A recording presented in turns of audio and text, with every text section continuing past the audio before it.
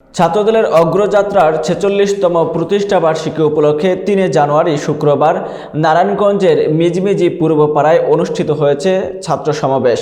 মেহেদী হাসান রাসেলের প্রতিবেদনে বিস্তারিত।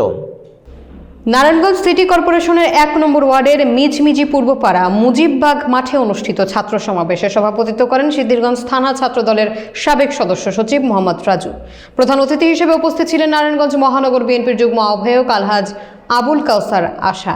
আয়োজিত ছাত্র সমাবেশে বক্তব্য রাখেন সিদ্ধিরগঞ্জ থানা ছাত্রদলের সোনালী অতীত সালাউদ্দিন, সাবেক সাধারণ সম্পাদক ফারুক আহমেদ খন্দকার আল মামুন, মহানগর ছাত্রদলের সাবেক সহসভাপতি জুয়েল রানা, যুবদল নেতা শহীদুল, ঢাকা বিশ্ববিদ্যালয়ের ছাত্রদল নেতা শাকির রহমান সোহান সহ আরও অনেকে।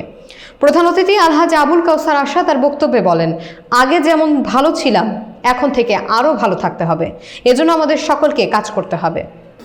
দেশ নায়ক তারেক রহমান বিএনপির ভারপ্রাপ্ত চেয়ারম্যান, এই কারণে নয়, সত্যিকার অর্থেই ৫৬,০০০ ভূখণ্ডের নয়, ৫৬,০০০ ভূখণ্ডের এখন সবচেয়ে প্রজ্ঞাপন মানুষের এবং শিক্ষার্থীদের স্পিড ধারণ করার এক এবং অবিকল্পনীয় নেতার নাম দেশ নায়ক তারেক রহমান।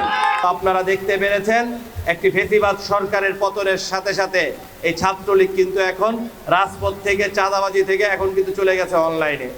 এই যে বক্তব্য দিচ্ছি, অনলাইনে ঢুকলে দেখবেন যত রকম কুরুচিপূর্ণ কমেন্টস আছে সবাই এখন ছাত্রলীগ ওই কমেন্টসের মধ্যে ঢুকে গেছে। ইনশাল্লাহ সামনে যে সময় আসছে আপনারা আমরা সকলে যদি ঐক্যবদ্ধ থাকতে পারি, এই অনলাইনেও ইনশাল্লাহ তারা জায়গা পাবে না। আপনারা দেখেছেন আমরা মনে করছি দেশ স্বাধীন হয়ে গেছে, ঠিক না? এই স্বাধীনতা অর্জনের চেয়ে রক্ষা করাটা অনেক কঠিন।